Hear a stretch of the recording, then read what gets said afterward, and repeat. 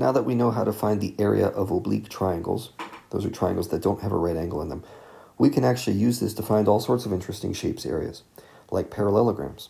So I've drawn a parallelogram here. The word problem itself, you can read through this thing to see what's going on, but the important stuff is that I have a parallelogram with sides that are labeled right here. Okay, so I know the sides of this parallelogram, this triangle right here, and this triangle over here, and that's the key to this one. Since a parallelogram is just two triangles sort of smushed together, if you know the area of each triangle, you know the total area of the parallelogram. So I have a copy right here, and you can see what I've drawn. A equals A1 plus A2. We just need to figure out A1, the first area, and A2, the second area. So I'm going to do that using Heron's formula. S1 equals 1/2 of, I'm adding up the sides, 34 plus 33 plus 25. Okay, and I've already pre-calculated this to save a little bit of time in the video. That's going to be 46. And then the area 1 equals, now we bust out the huge square root thing.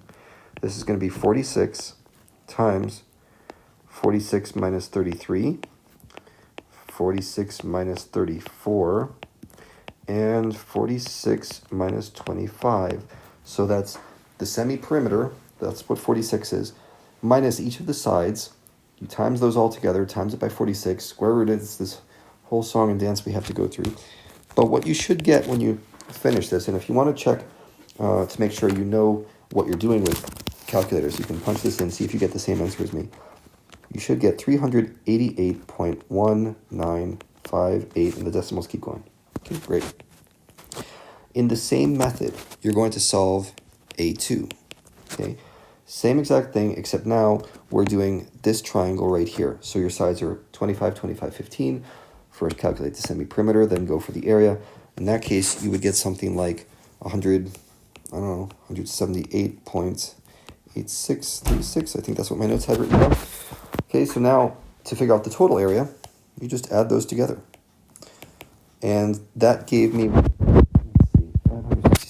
567.06. Here's the part where we have to make sure we know how to round. Okay, round to the nearest whole number. So of course you could just put in 567.06. That's right. But if you want to round it, go ahead. Just don't round it more than there. Okay, so don't round it to 570. Don't round it to 600. It is 567 feet. If you want to be specific, you can say 567.06.